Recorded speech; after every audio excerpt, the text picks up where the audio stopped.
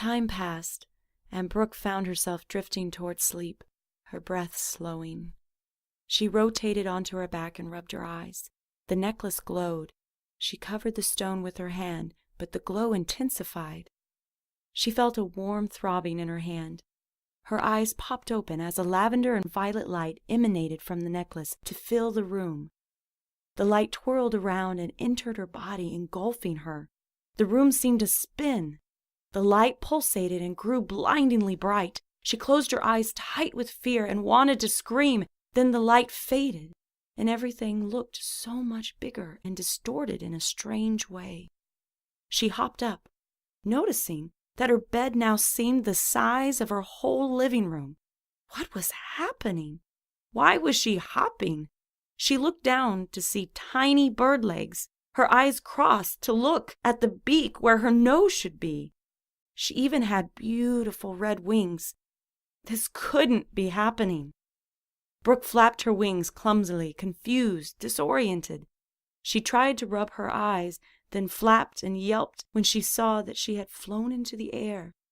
Forgetting to flap, she fell back into the sheets.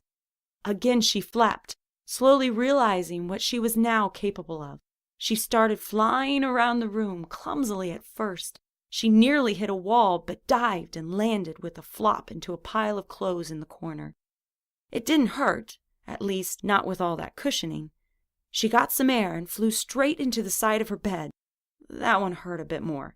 She recovered and then managed to fly to the windowsill. The window was closed. A reflection of a bird stared back, a red cardinal.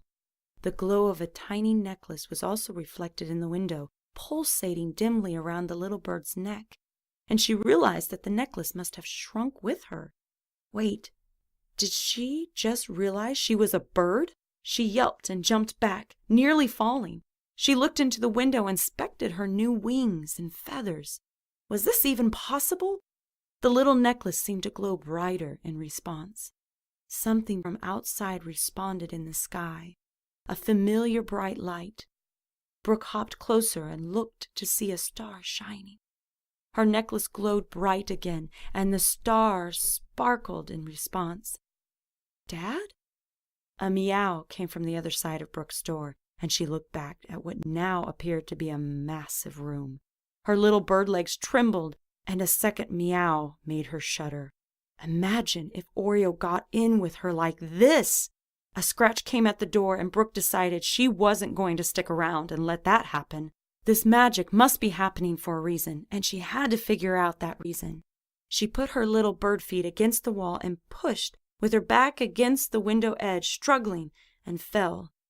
The second time she found a better position, and with a massive push she managed to get the window to open several inches, an opening just big enough for a little bird to squeeze through. Brooke hopped forward, feeling the cool air against her feathery cheeks. This meant leaving her mom and brother. She took a moment with that thought. She stared back at her door and told herself that they would be okay without her for a little while. Her dad made her promise to take care of her mom, but right now she had a feeling that he needed her. She couldn't give up on her dad. She refused to. She spread her wings and ran. The wind took her into the air in a fresh embrace.